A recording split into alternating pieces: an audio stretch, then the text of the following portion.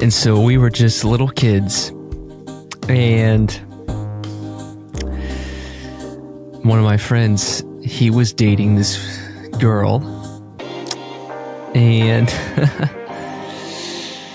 they were in the same area of town, and there were multiple Bible studies going on. And well, we ran into a conundrum because, to be frank with you, I wanted my friend to be in my group, but his girl was in another group. She was leading a group. So my friend he had to make a choice. And my friend chose my group. What do you think about that? Do you think that's a smart play? I do. I think it is a smart play. And here's why I think it's a smart play. There's a little saying, okay? There's a saying, and it's called brothers before honeys. Is how it goes. And not only that, you got to think about percentages. When you think about percentages, you say, all right, look, there's this gal that I'm looking at, possibly talking to, asking on a date, things like that. I understand that my relationship with your sister is definitely the exception rather than the rule. So a lot of people you look at, you're like, oh, you're going to date several people of the opposite sex, preferably. You're going to go through, you're going to date different people, looking for the right one.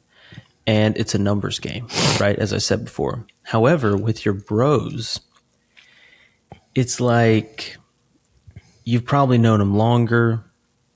The relationship has really probably a higher percentage chance of being maybe not successful, but of being of bringing value to your life.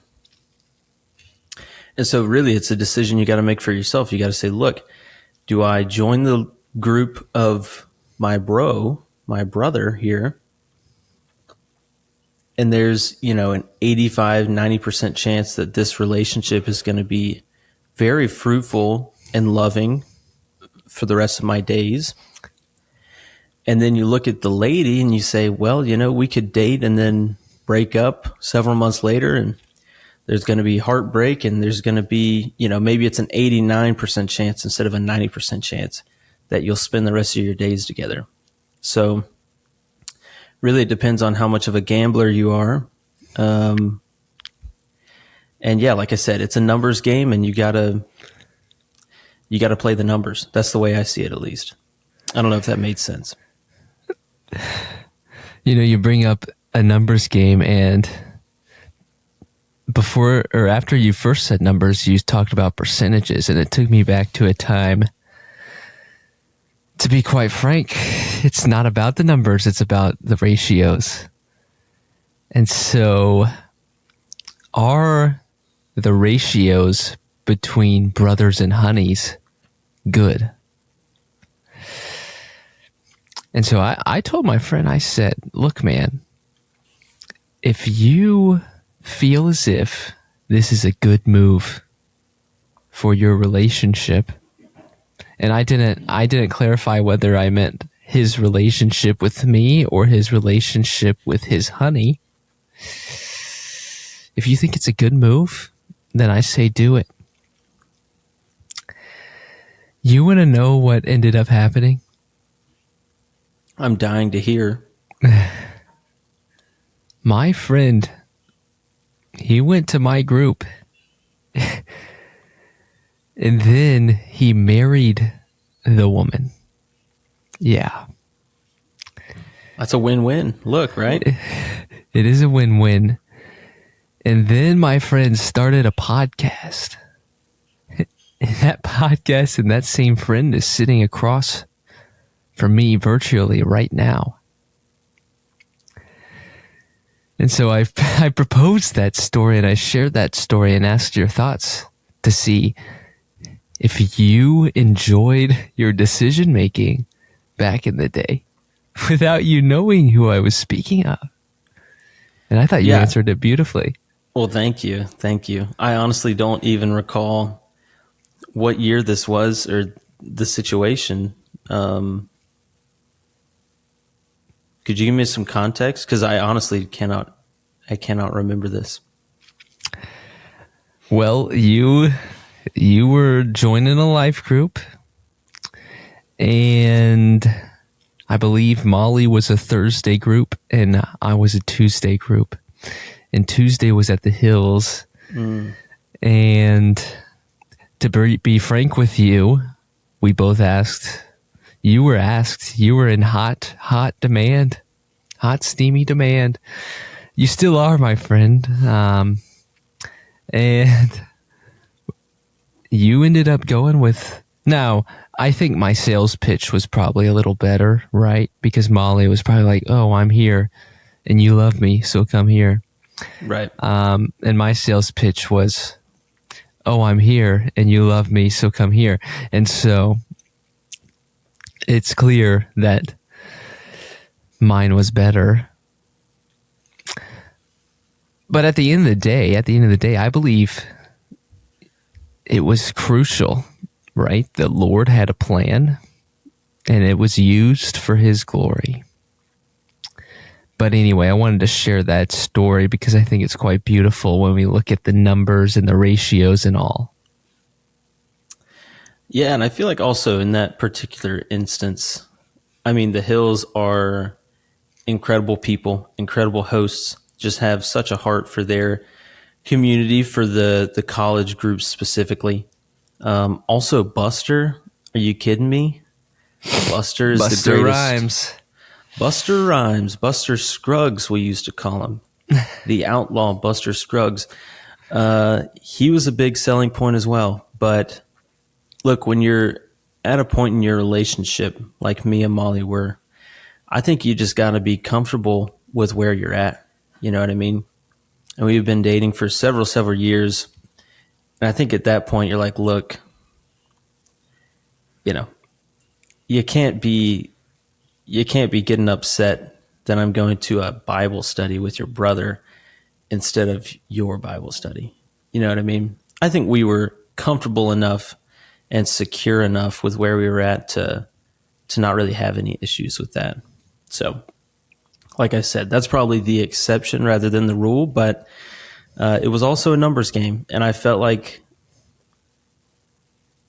perhaps the numbers with my relationship to my now wife were locked in pretty good, frankly. I mean, I felt like my relationship with you was locked in pretty good as well. But look, ultimately I had to make the choice, and I think Buster was probably the deciding factor there. 51-49 is what I like to call it. Buster he draws crowds. He does. And he draws great crowds, great size. And it was just a great time, man. But what else is great is learning about the past 7 days of your life, because to be frank with you, a lot has occurred. I think you look at the Venezuelan gangs going on, you look at Israel and Hamas and the dead bodies that have shown up. That's all happened in the past 7 days. And so I'm not saying you've killed people or robbed people at gunpoint, but I am saying that I'm certain something has happened in your life in the past 7 days. We've definitely had some things happen. I'll tell you what, man, Monday through Wednesday was, how do I say this kindly? They were just so typical. You know what I mean? I feel like for you, if you were to say Monday through Wednesday was typical, then we would say, oh, we probably went to pickleball, we went to life group, did all these things. Whereas me, I'm getting up, I'm going to work 6:30 or so. Oh, I'm going to get back at, 5:30, 6 o'clock. put Stetson down, eat dinner, put Stetson down, and then put myself down for bed and do it all over again. So Monday through Wednesday, like I said, it was, I don't know if pedestrian is the word. It's very typical. Very typical. Routine. Now, Thursday was a fun one. Thursday was a real fun one because your parents were coming down to Sarasota, Lakewood Ranch, to hang out with Molly and Stetson. And I was going up to Gainesville to see you and some friends and things like that. And so Thursday, I said, look, your parents are going to be in Gainesville around 5:30. I want to be able to go to dinner with them because I'm, not going to see them a ton this weekend. And so I'm thinking to myself, man, how can I get off work early enough to where I can make this happen? And then I remember, look, we've got a job site up in Brandon, and we just got the trailer there. We're, moving in the furniture and electronics and things like that. And we just the day before had an Amazon shipment with all the monitors and keyboards and stuff like that. And so I said, look, at lunchtime on Thursday, I said, look, let me make the trip up there. I'll work from the trailer the rest of the day. And then I'm an hour closer than, if I had left from Sarasota. So they said, yeah, that sounds like a great idea. Went up there. Everything went off without a hitch. Made it up to Gainesville. We ended up eating at the Cheesecake Factory. And I don't know if you've ever been to a Cheesecake Factory, but I'll take that back. I know you have been because you joined us for dinner there this past Thursday. But something I'm always just so flabbergasted by is the amount of options. The book is 30 pages long. I'm like, this is the longest book that I've ever read in my life. And it's got 9,000 different choices of food. So, and that's not to mention they have a separate menu for skinny people, for skinny-licious people. Okay. So we're sitting down, and I don't know if you noticed this, but the table next to us has a family of 4. And maybe this is just my boomer energy coming out, but they're sitting at the table. This is a mom, a dad, and 2 kids. And every single one of them is on their phone, not just on their phone, like, they're not on like firebillynapier.com. They're on TikTok watching TikToks out loud as the food is being cooked, in the intermission between ordering the food and eating the food. And I'm just, every once in a while I peek over them like, dude, are you serious, dude? Like, come on, Dad. Might be time to, we're going to collect the phones. Oh, we're going to put them in Mom's purse and no one's going to get them back until after dinner type situation. Maybe that's just me being an old man, but I don't know. I think it just really embodies a lot of the decline in American families that we see today. So that was pretty gut-wrenching to see. And it's all too common these days. It really is. I don't know if did you notice them over there? I know you were on the total opposite end of the table. You probably couldn't hear them. I was engulfed in sourdough and brown bread. And so I didn't notice. But I will say, you're being a little judgmental. I mean, you don't know if those TikToks, I'm just throwing this out here. Did you see the TikToks they were watching? Yeah, they were TikToks about the Israel and Hamas war, is what it was. It was people looking through the rubble, I'm pretty sure. And they're becoming informed citizens while at the dinner table, and that will drive discussion. I think really which could lead to reform. Well, I'll say this: there wasn't any discussion. That's an issue, right? And also between each Hamas war rubble video, it seemed like it was plus size park hoppers, just people doing weird pranks, Logan Paul. I was like, okay, so we're not, yeah. I don't think it was an informative thing. I think it was more entertainment than anything. And so you know this for a fact.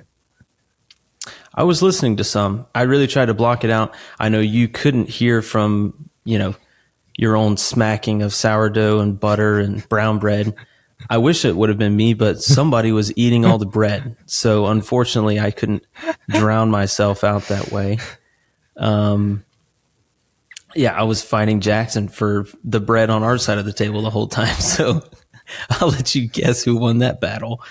But yeah, that was just a little side note that I noticed, and I actually wrote it down in my phone, which seems kind of hypocritical, but it took like 5 seconds to make the note. But I just wanted to kind of bring it here and say, look, if anybody's listened to the podcast, and I just wanted to kind of emphasize dinner time is so critical the kids were grown, right? They were probably in high school, but just that social interaction is huge. It's great for development in younger kids. And I think even with teenagers, I feel like you gotta interact with them. You gotta ask them how their day was, that type of thing, or else they're just going to be off on their own. Right. So I think it's critical that we have I would love for the table to look like what our table looked like. Everyone's asking each other, hey, how was your week? What's going on? Cracking some jokes, things like that, rather than us being buried in our phones. So I definitely kind of appreciated that juxtaposition between the two tables. So what is the path forward, would you say? What do you think an actionable next step is for that family? Oh, I think, like I said, if you remove the phones from the table or from their person and put them in one collective place, I guarantee you they're not going to sit there in silence.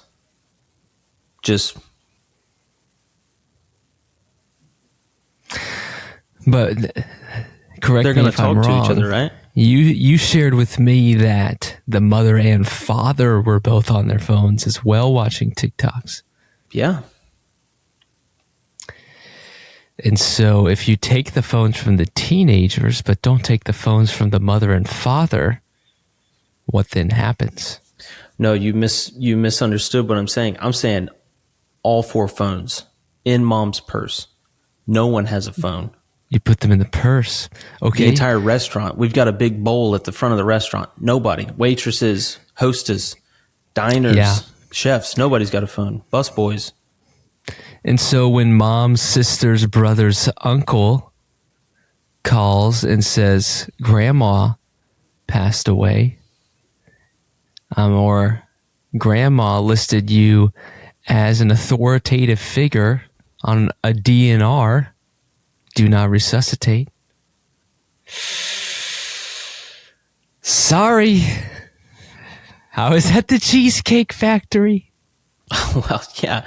I mean, first off, in your first situation, if she has passed, God rest her soul. Whether you get the news then or if you get the news 20 minutes later, I don't know really how much of a difference that's going to make for you. Now, the DNR, that's probably a different situation. But again, I think there's sort of a holding pattern that can probably be maintained for, like I said, another half hour, maybe an hour. I like it. I say we get the bowl out next time. If we can patch those proverbial holes, and fill them up with sourdough and brown bread and great conversation, I think that's actually what's missing. Families don't know what to talk about because, frankly, it is very likely those 4 spend a lot of time together. And so they've already asked the question, how's your day? Or that question is just old. And so, frankly, there needs to be, and maybe we have Rodrigo create a family conversation list. What are topics to talk about at the dinner table? And I think number one is clearly it has to be politics. That's the best thing. That's how conversation carries. That's a conversation that just will not end. But people are shy. People don't want to talk about politics because why? That's a good question. Why don't people? Why do you always hear "don't bring up politics" at the family dinner table? I frankly, I have no clue why. And whenever you were saying, "Hey, we need to come up with some conversation starters," I had 5 pop in my head immediately. I think that's kind of some of that development that I was talking about earlier.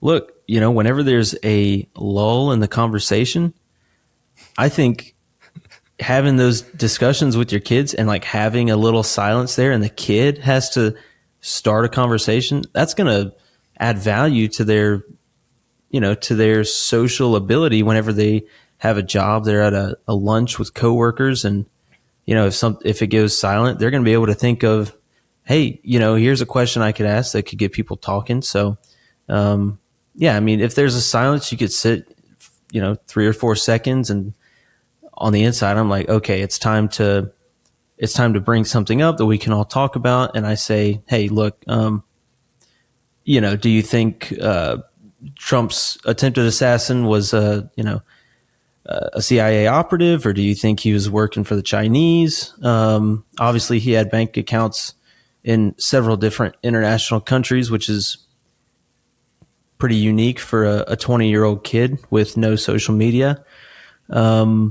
Also, the FBI searched his house and everything was clean. There was nothing in the trash. There was nothing in the dishwasher. It's almost as if someone had come through and put in furniture and silverware and things like that and had never been used. So a lot of inconsistencies, a lot of questions, and lots of things to talk about over the dinner table. Yeah, I believe those kinds of conversations are great. It's the media that tells you, no, don't talk about it. Because, frankly, we must be divided. We must be, in the media's eyes. That's how you make money. You don't make money. The media makes $0 when 0 people are angry. That's just a fact, Jack. And Jill, for that matter. And so you get into conversation. At the end of the day, you talk about anything. I mean anything. Anything that's controversial. Moon landing. Trump or Kamala or Robert. At the end of the day, the response very likely is not... If we get angry at someone else's response about politics, then we are idolizing politics. It's quite simple. We're idolizing our own view of politics, and we're idolizing we have to be correct. And so that's why I think at the end of the day, for a believer in Christ, politics, a good discussion on politics looks like, how does a Christian interface with blank? Because politics, no one actually knows the definition, but I'll share it. It's all about policy. That's what politics are.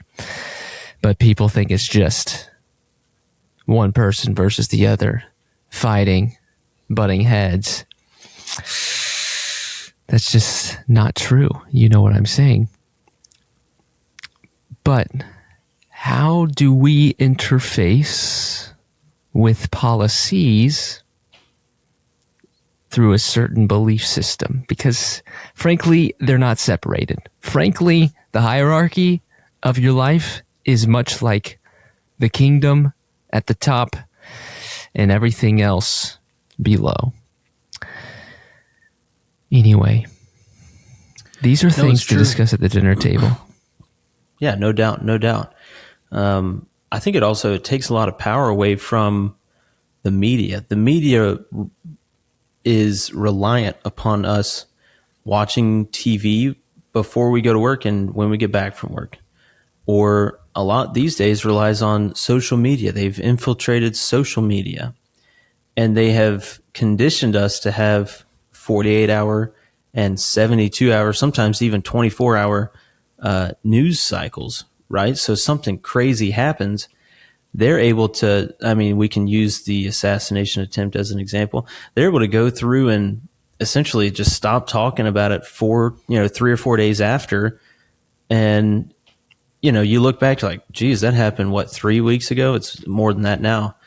You're like, gosh, it feels like it was 3 months ago. So the media has the ability to memory hole stuff, on the left and the right. And they're able to use that. But if you sit down and have a conversation about it, and you're talking with your family every night over the dinner table, not necessarily about politics, but with anything, you kind of take that power away from them. And I like that. Take the power back.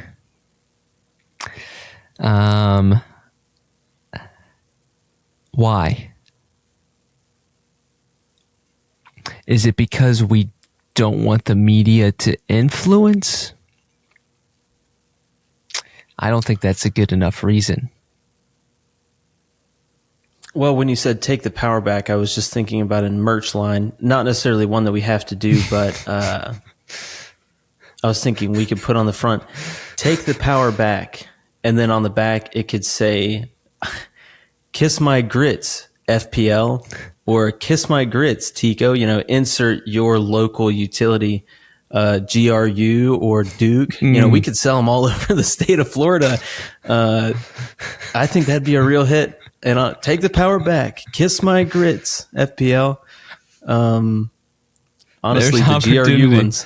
The GRU ones would probably sell like out hotcakes. Yeah, they're not the greatest, but yeah, we got to take the power back away from the media because they can control minds, and they are, very obviously swaying elections and changing people's minds. So when you don't give an honest, upfront representation of the news and current events, I think that's the misdeeds that they have kind of dabbled in. So you would be for censoring some of these media outlets, kind of stopping them? No, I'm not for censoring them at all. I mean, I think free speech is a thing, that freedom of the press, right? But I think media outlets that are disingenuous and, flat out lying, I think, we should stop giving them clicks, stop giving them airtime on TVs and things like that, and go through and just have the discussions at the dinner table instead of listening to a talking head's opinion about it. But that's the thing, is why we can disagree, but that's just not a good enough reason to turn off the media. Well, maybe for you. No, I'm getting to a point. A point. Okay. Because if we just run away from something, if we continually run away from something, and that's all we're doing, we're not running towards something, then all we're going to think about is how bad the media is, how swaying the media is. The media then will consume our minds in a different capacity, but that's all we're thinking about is take down the media, take the power back, kiss my grits, Gru stinks, my life is terrible, everything revolves around me. You see the way of thinking here? It's a slippery slope. But if we understand why it's important to take the power back, for lack of a better word, why it's important to have conversation at the dinner table, the media isn't involved. The media is not why we have conversation at the dinner table. Right? The conversation at the dinner table should not be born out of a response to let's get rid of the media, let's stop, let's take it out. So why take out the media? Why not turn it on? I think it comes back to a belief system. It comes back to Christ. Is my time listening to the media growing my relationship with Jesus? And if it's not, then we need to run toward Jesus. And I mean run.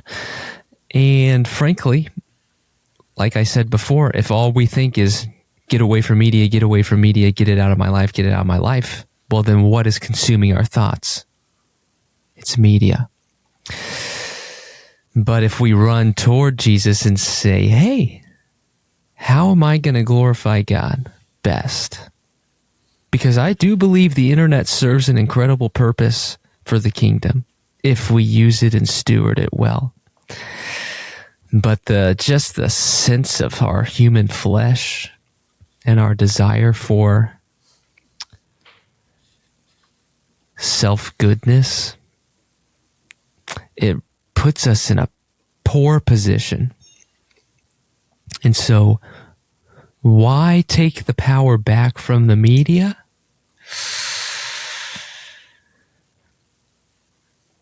I think it's a question we have to answer on our own.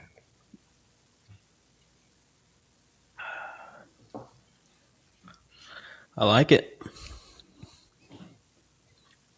So kiss my grits. FTL.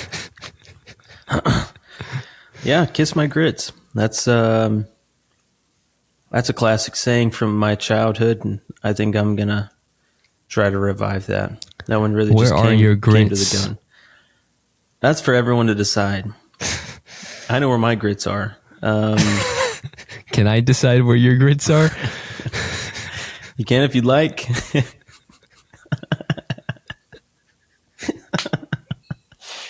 I don't know if I want you kissing them, though. I shouldn't have said that. My apologies, listeners. Oh, goodness.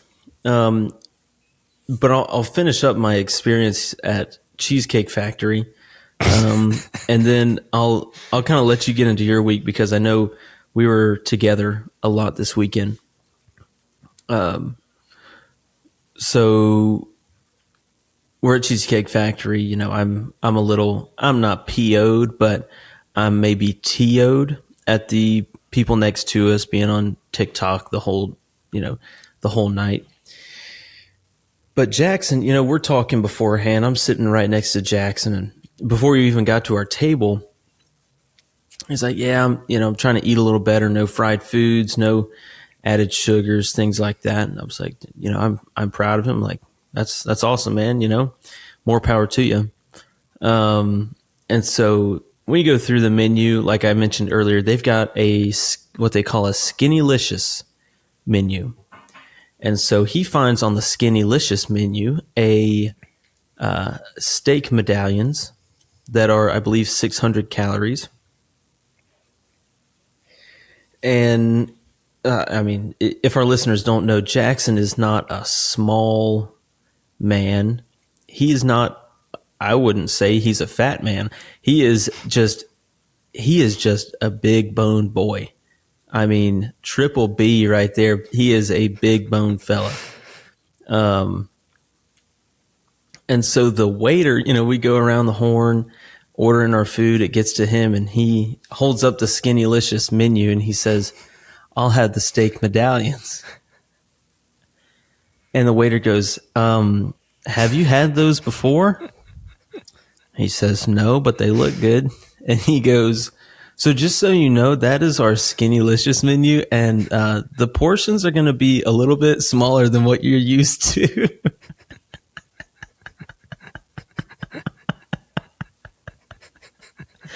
He goes, "Yeah, I know." As soon as the waiter left, we all just died laughing. Oh, it was so funny. So funny. And then, you know, we go through, we eat our dinner. We're going to get some cheesecake to go. And I ordered the Adams cheesecake, which is peanut butter and chocolate. It's very rich with peanut butter and chocolate. And your dad had never had it before. And I was like, dude, you really got to get the Adams peanut butter cheesecake. It's really rich. You're going to need a big glass of milk with it, but it's really good. And so he obliged and he got one. And then I guess Julia, which we've mentioned before, speaking directly to Andrew Williams, Julia from the podcast, she was at dinner with us and she didn't want to speak up and get a cheesecake.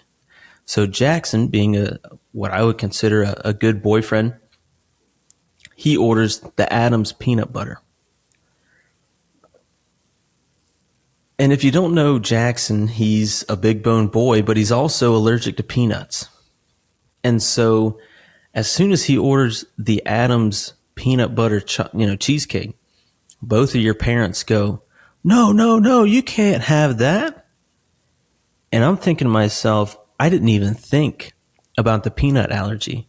I thought they were, hooting and hollering about him being on his diet.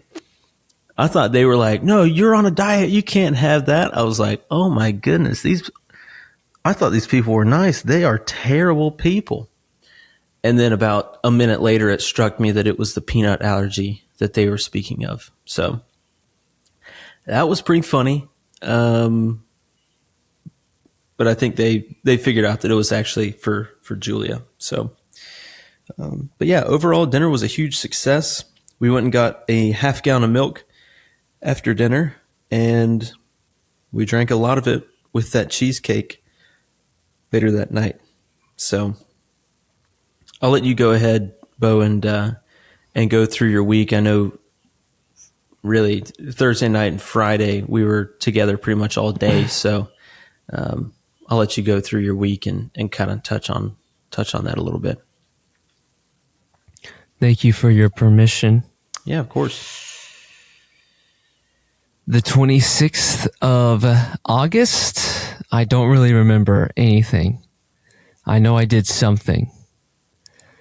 I should really journal. I've thought about journaling for the past, 4 months. Like literally journaling, writing it down. Maybe I should. Tuesday, life group. We kick off 1 Corinthians. Absolutely incredible. Great night. And when you study 1 Corinthians, I think we were kind of discussing like why take out the media, why, and I'm not talking about kill the media. I'm talking about take it out of our lives, personally and individually. 1 Corinthians is all about loving your neighbor. And the definition of loving your neighbor looks like sacrificing your position so that they can glorify God better. That is the definition of loving your neighbor. How am I going to help Brett Walters glorify God better? How is Brett going to help Molly glorify God better? How is Brett going to help this random stranger on the side of the street glorify God better? That is what love is. And so you look in 1 Corinthians and you see people not eating certain foods because it's become a hindrance to the gospel for the Jews. What kind of world is that? That's a sacrificial world. We see that fleshed out in Acts 2 is these people are voluntarily giving their stuff up so that they can support their brothers and sisters so they can all glorify God better. And so if we are doing stuff that hinders our brothers and sisters from knowing Christ, then we have to cut it out. It's plain and simple, yet it's hard to live. And that's what 1 Corinthians is about. 1 Corinthians 1 specifically is about unity. You see, all of these people were putting themselves in camps of, oh, my pastor is Paul, my pastor is Peter, my pastor is Apollos, and oh, I'm better than you because of that. Well, frankly, we then begin to idolize our leaders and begin to forget the God who we committed to serve, and who saved us. And so Peter writes to them, or Paul writes to them, my apologies. He says, I'm thankful I didn't baptize you, because that points us to who are you baptized? Whose name are you baptized into? You're baptized into Jesus Christ's name. And so we see a great sense of unity brought amongst believers because, quite frankly, what we were talking about is Jesus is at the top. Everything else is your leaders below Jesus. Your media is below Jesus. Your politics is below Jesus. You put in whatever is an idol in your life, it's below Jesus. Money, below Jesus. Why do you work? That's a conversation that came up during our study. What's the point of working? Is it to make money? I think there's a fair assessment that says money is a product of the work you put in, but what's the point of working? And I wouldn't say the point of working is to make money. I'd say the point of working is to glorify God. And so money is a result of that. And then how do you steward that money in a way that glorifies God? Do you see the ways in which we have to view the gospel? Everything points back to the gospel. And so if we can think through that lens, our life becomes a lot more simpler in view, but harder in practicality. Right? The pressure is off of us to perform well, to do incredible things, to impress people, because to be quite frank, all of that is vanity. At the same time, we have a responsibility to glorify God in everything we do, to love one another in everything we do. Again, what is the definition of loving one another? It is sacrificing yourself for the sake of the advancement of the kingdom. Loving one another is not comfortable. It's not making others feel good about their poor decisions. Loving one another is once again sacrificing yourself for the sake of advancing the gospel. And so that was 1 Corinthians. I spent a lot of time on that because, quite frankly, I'm passionate about it. It's a beautiful, beautiful book. Life group was great. Wednesday evening rolls around. Wednesday evening, I go to a class called the Christian Response to Current Events. How do we respond in current situations? And that's just a good class to think about, right? How do you respond when you're at the Cheesecake Factory and you see 4 family members on their phones watching TikTok? Thursday rolls around. Thursday, now we're at the week, actually. We gather together at the Cheesecake Factory. And you left out one significant detail about the cheesecake from the Cheesecake Factory. We get home and we begin to eat the cheesecake. And I was holding off. I was in the middle of a fantasy football draft. So I said, 1 moment, please. And so Brett started without me. So fantasy football draft ends. I walk over to the refrigerator, open the door. I say, hey, where's my cheesecake? Brett looks up with cheesecake droppings all over his chin and whipped cream just covered on his face. And he says, I think this isn't peanut butter. This is not peanut butter. I didn't even think about it. So Brett got my tiramisu cheesecake and he ate it. And I'm so happy for him. His cheesecake was still in his car. And so it made for a beautiful, beautiful event together. And it was a solid 40% of your cheesecake. And yeah, shout out to the tiramisu cheesecake.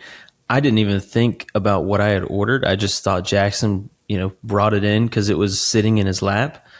Apparently he had not. But but yeah, I ate the tiramisu and I didn't even think about it not being peanut butter. I was like, this is good. I'm just enjoying this cheesecake, just going to town. Nice and airy and fluffy and delicious. But yeah, apologies for that. I apologized at the time, but yeah, not my brightest moment for sure. You know what? That's okay. That's okay. I'm glad we both got to enjoy it. Friday morning rolls around. Friday's a great day. Friday morning, 6:30 a.m. rolls around. Bakery Mill. One of the establishments in Gainesville that serves breakfast. It's me, Brett, and then Brian Harrington and David Chauncey. We go together to delight in a meal with one another, and then we hit the golf course. We hit the links, and Brian and Brett played David and I, and I'll let Brett share with you kind of some of those results and the happenings of that day. Yeah, so we're driving down to Ocala. We're having a great time. We get there. We played at Juliet Falls, which is in Dunellen,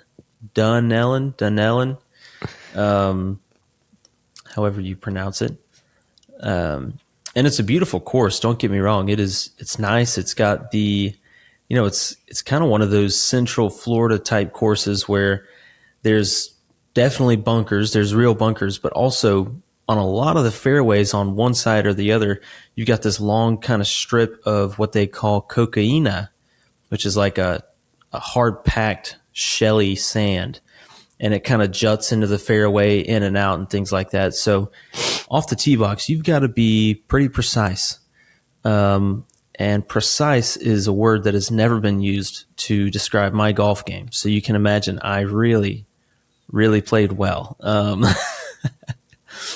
But anyways, we go through, we get there, hit some balls beforehand. I'll say this. Me and Brian took a couple minutes longer at the range. We wanted to make sure we were dialed in. Bo and David, they moved to the putting green. And so we were supposed to tee off at 9:12. And at around 9:03, 9:05, there wasn't a group in front of us. So me and Brian work our way over to the putting green. And as soon as we get there, Bo and David leave and they go to the starter on the first hole. And they're like, hey, if no one's teeing off, we can go early. And me and Brian are just sitting there like, hey, we haven't putted at all. I don't know how fast or slow these greens are. And so we're there for three holes. I got three. Yeah, you're right. I got 3 putts in and they were like, all right, let's go. Never mind. We're 10 minutes early for this tee time. I can't putt a little bit more to get the speed right. We go through and we play, and Bo, I'll let you discuss our little interaction on the either 8th or 9th hole, but essentially we were playing match play, but also keeping track of our strokes, right? So we were playing best ball, match play, and then just, for our own personal edification, keeping our scores. And I'll tell you what, me and Brian were a great 1-2 punch. And by a great 1-2 punch, I mean, of all the holes that we won, I think I contributed to 2 of them. And he really kind of carried throughout. So great 1-2 punch, like I mentioned. And, on the 4th hole, we had a twosome that went off directly behind us. It's a numbers game, right? 2 people playing golf versus 4 people playing golf. Twosome's going to naturally be much quicker. We talked about it last week. Me and Andy played a round of golf in 3 hours. You're not going to be able to do that with 4 guys unless they're scratch golfers. So we let them through. Our golf carts have GPS where it says, hey, you're this amount behind pace of play. Whenever we let the guys through, I think we were 3 minutes behind pace. Obviously, we had to let them tee off and hit their second shot. So that's, 5-6 minutes right there. And so really from the 4th hole on, we were maybe 10-12 minutes behind pace, but we were keeping that 10 to 12 minutes at that pace. So Bo, I'll let you kind of describe our little experience on the 8th hole. Yeah, yeah. Great guy, great guy. He drives up, he's the ranger, and he says, look, guys, you're going to have to pick up the pace. You're a little behind. Otherwise, we're going to have to ask you to skip a hole. And when I hear skip a hole, I think, do not tell me what to do. I paid good money for this round. I really did. And so we share with him, hey, brother, we let a team through. We let a group through in front of us. So we should be good. And he just wouldn't take that as an answer. He said, oh, you did? And we were like, yes, we did. He said, well, y'all need to pick it up. Y'all need to pick it up. Otherwise, we're going to have to ask you to skip a hole. And then he just kept saying, y'all need to pick up the pace. I'm like, and to be quite frank with you, I would have enjoyed him to just drive away. Well, anyway, we picked up the pace. Brian, he got a little hot, and physically and mentally, to be frank. And so we make the turn. We get to the 10th hole. Brian is just grabbing gloves out of his... I mean, we have carts, but Brian grabs gloves out of his bag and is running to the ball, his next ball. He's on the green. He finishes the putt. He runs to the next hole. Hole 11. Already had his driver in hand on the previous green. Hole 11, and we're still putting out on hole 10, and we look over, and Brian's just standing there, and I'm thinking, well, you ran all the way. Might as well hit the ball. And much to our surprise, we drive up. This is one hole after the nice guy said, you need to pick up the pace. He drove up and said, we drove up and we saw the two guys we let play through right in front of us, and now we are waiting on them. Because the group in front of them is on the green, so they can't hit their approach shot. They're sitting out in the middle of the fairway, and we picked up the pace, and we're sitting on the tee box. And then the great cart lady, the great beverage cart lady, she drives up, and Brian walks over to her, and he asks, hey, what's going on up there? We were told that we needed to pick up the pace, that the groups in front of us were getting a little too far ahead, and that groups were behind us, and they were pushing us forward. And the great beverage cart lady, she said, who told you that? And Brian shared with him who told him that, and the great beverage cart lady said, oh, no. We're backed up a couple holes, and there's no one's pushing you behind you, so y'all are good. Take your time. And when Brian heard that, I was convinced he was about to throw his driver into the woods. I mean, if that ranger man was around, it would not have been pretty. So praise God that he spared the ranger's life that day. No, just kidding. Brian would not kill a man for those reasons. And so that was the experience. It was much like the experience of the Ironwood with Jesse Kabawi. It's just a funny instance, but the one that gets me, I get it. If it was a free round, I really wouldn't care. But it's expensive to play out there, and I paid for 18 holes in a cart, and I'm going to maximize them. So, sorry, brother. If you ask us to skip a hole, we just drive back around after 18 and hit that hole. Right. No, and I mean, Brian didn't pull driver all day. He's a 3-wood off the tee box kind of guy. So I think he was, after the discussion with the beverage cart lady, I think he was really, like you said, very hot, upset. I think he piped his 3-wood like 350 after that. So he was on a whole nother level after that interaction. But as you mentioned, the guy, on 2 holes back, when the ranger confronts us, we're hitting our approach shots. It's a par 4 downhill. in front of the green and to the left, there's water, right? So you want to keep your drive to the right so that you can have kind of a safe approach onto the green. Of course, my ball's got a little power fade to it, so I'm on the left side of the fairway. I'm in the fairway nonetheless.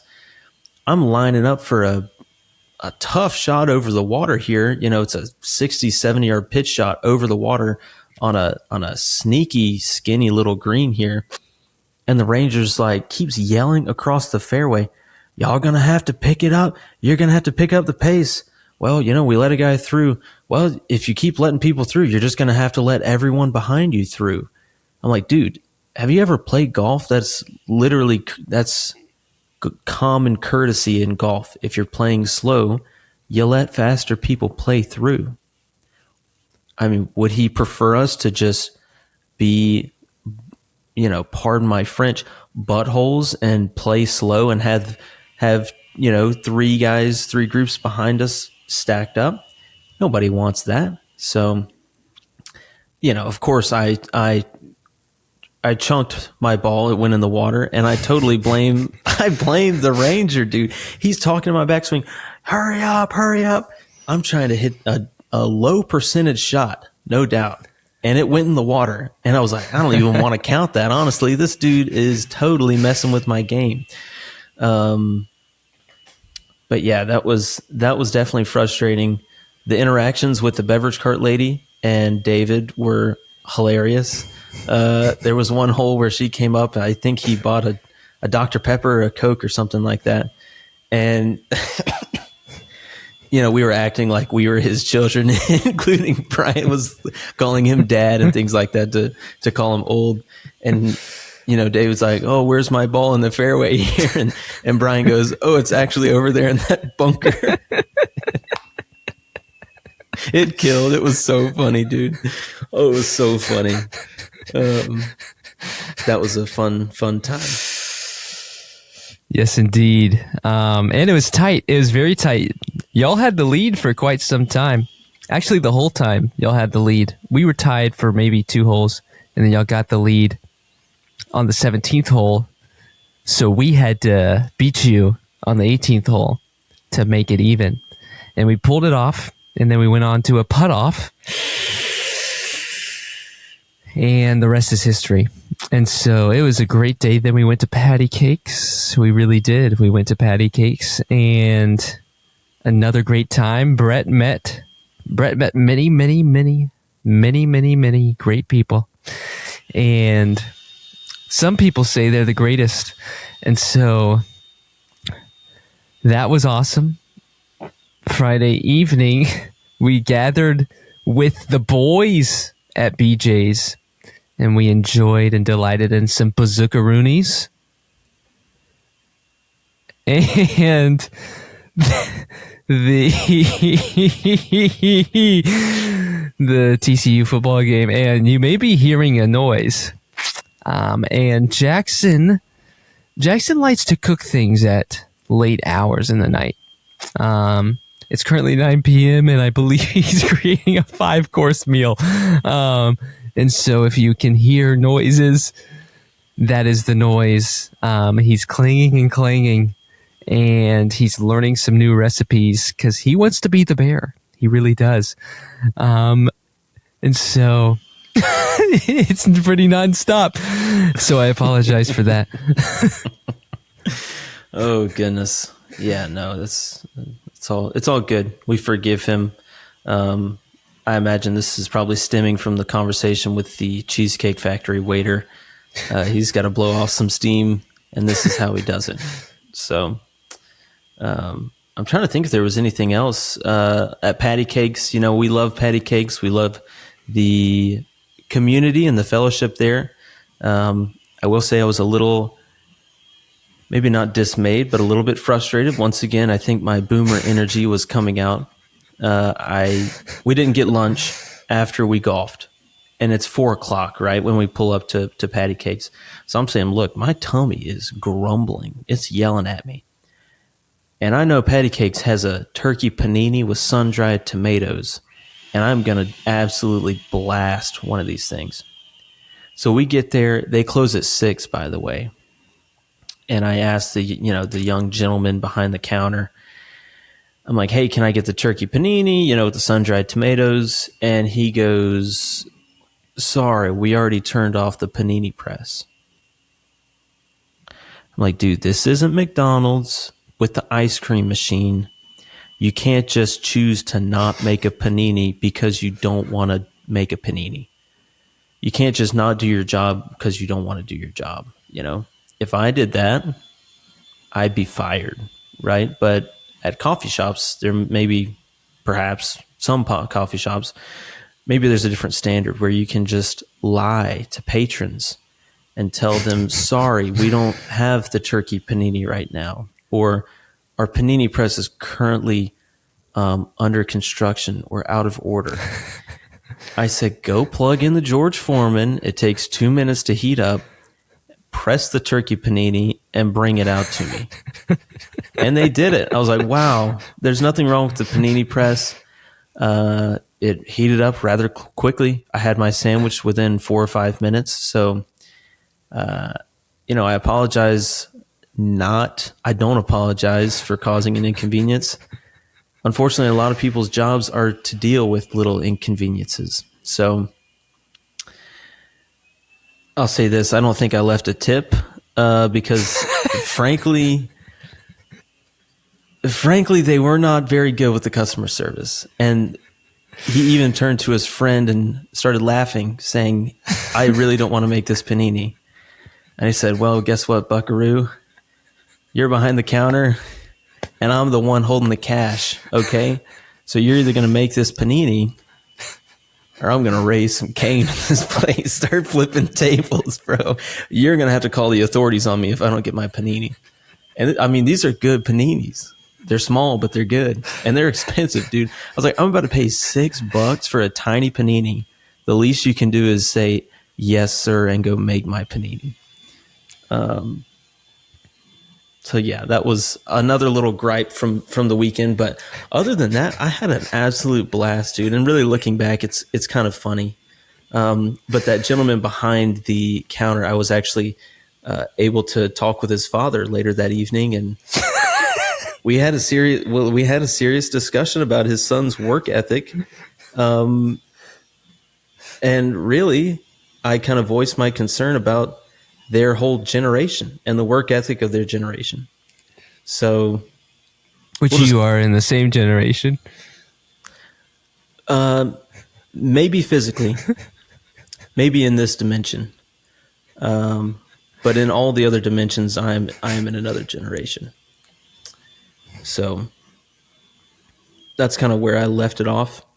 And I said, look, I think you've done a great job raising this kid, but I think every once in a while, they need to come back down to earth and have a frank conversation. So, but yeah, that was Friday. That was a heck of a day. It was jam packed.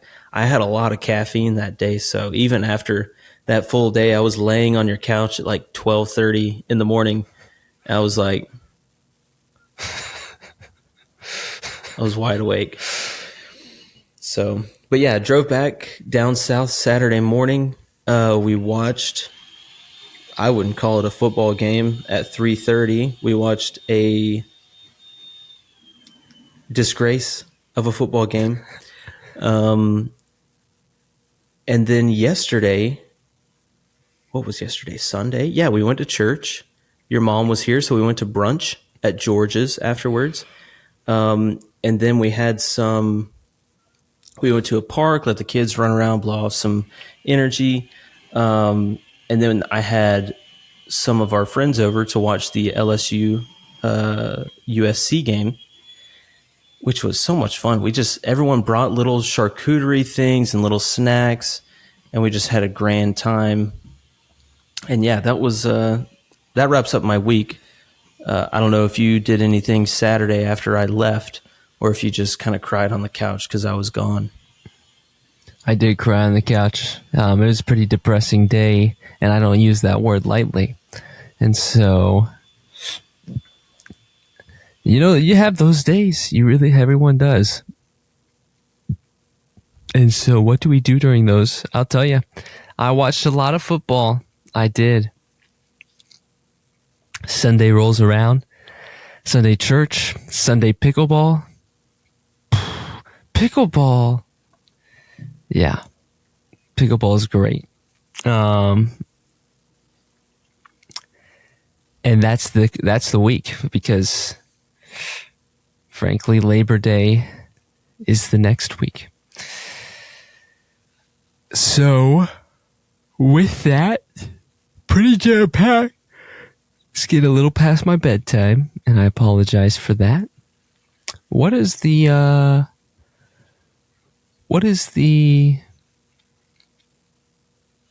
song of the week for you? I'm going to say my song of the week is going to be by Tom Petty. It's called You Wreck Me. It's an American classic, and that's really all I can say about it. It's good. It's upbeat. And Tom, rest in peace, is an American rock and roll icon. So I'll leave it at that. How about you? That's all. As you said that, it recalled me to a point in my week this past week where you remember all of our conversation about this Jimmy Buffett guy? Oh, yeah. That was a big deal. He passed away 1 year ago. Oh, wow. That was a year ago. And there was a lot of controversy as to who is this guy really? What kind of songs does he make? And so we think of you, Jimmy. Right now we do. That was one of our best episodes, performance-wise.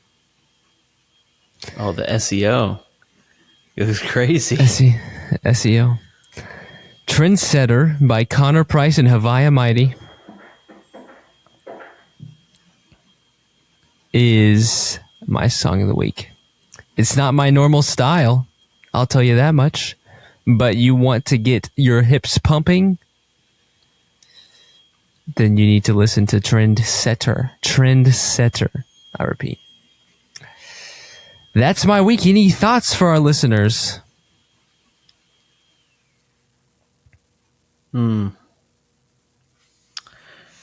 Buy merch. Egg is meat. The Egg is Meat line is out. And it's better than ever before. We also have, we talked about the ratios. We have our best seller shirt, which is our ratios shirt. It's not about the numbers. It's all about the ratios. So we have those two merch lines currently up and running for sale and for your enjoyment. Also, we have a call-in line. We have a voicemail system where you can leave a message. And I'd say, as long as the message doesn't have any sort of vulgarities or things like that, there's probably 1,000% chance that it will be played on the podcast. So if you would like that, if you're that kind of person that really wants to interject themselves into an episode, you got the mic. You've got the proverbial floor. So we'd love to have more of that, speaking for me and Bo. And we'd love if you would just, give us a review, rate it, give us a review, and also verbally share it with your friends and family, And we hope that starts a lot of great conversations. So that's kind of all that I had. Bo, I'll pass it back to you on the airstrip. Sounds like you've got some Lear jets taking off behind you, but I'll pass it over to you for your final thoughts there. Well, Brett, air traffic control is saying there's a plane headed here. And in about 45 seconds, we're on a course to crash. So that gives us two options. That gives us go down or go up. And you know what my mother says? Always take the high road. And so there are no roads in the sky. So we're going to go highway. And we're going to go up. And we're going to fly on out of here. But don't worry, we're going to see you in 7 days. And that's because we love you deeply and generously. and we will see you in 7 days.